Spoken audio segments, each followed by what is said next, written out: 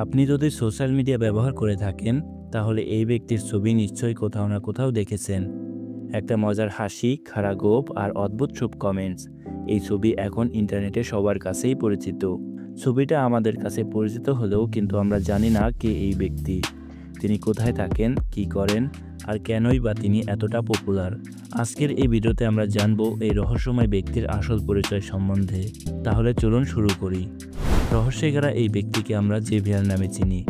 তাকে ঘিরে অনেক রহস্য আর গুজব ছড়িয়ে আছে। তিনি সোশ্যাল মিডিয়ায় মজার মজার কমেন্টস করে সবাইকে হাসান। তার নামেই ছড়িয়ে পড়েছে অসংখ্য মিমস, আর তার ছবি হয়ে উঠেছে অনলাইন কালচারের একটি সিম্বল। তবে এই ব্যক্তি সত্যিই কে, তার পরিচয় সম্বন্ধে অনেকে অনেক কথা বলেন। অনেক রিসার্চ করে জানা যায় জেভিয়ার আসলে একজন ভারতীয় বংশোদ্ভূত এবং তার আসল নাম পাকালো পাপিতো। তার জন্মস্থান ভারতে, কিন্তু দীর্ঘ সময় ধরে বাস করছেন ইউনাইটেড স্টেটসের মিনেসোটা রাজ্যের মিনিয়াপোলিস শহরে। তিনি পেশায় ছিলেন একজন আইটি ওয়ার্কার এবং অত্যন্ত সাধারণ জীবনযাপন করতেন। 2013 সালের জুলাই মাসে বন্ধুদের সঙ্গে মজা করেই তিনি একটি টুইটার অ্যাকাউন্ট খুলেন। বন্ধুরা তাকে চ্যালেঞ্জ দিয়েছিল, যদি তার টুইটার অ্যাকাউন্টে 5,000 ফলোয়ার হয় তাহলে তারা তাকে $10,000 দেবেন। আর এভাবেই শুরু হয় তার সোশ্যাল মিডিয়ার জার্নি। তার প্রথম টুইটটা ছিল খুবই সহজ ও মজার, যেমন hello Twitter, I am single. আর এই ছোট্ট টুইটটাই শুরু করে দেয় তার ভাইরালতার জার্নি। মাত্র কয়েক মাসেই পাকালো পাপিতোর ফলোয়ার্সের সংখ্যা 8 লাখ ছাড়িয়ে যায়। ফেসবুকেও তার পপুলারিটি ছড়িয়ে পড়ে। বন্ধুদের সঙ্গে ধরা বাজি দিতে পাওয়া টাকায় তিনি কিনে নেন একটি গ্যাস স্টেশন। এভাবেই তিনি একজন সাধারণ কর্মী থেকে হয়ে ওঠেন ইন্টারনেটের সুপারস্টার।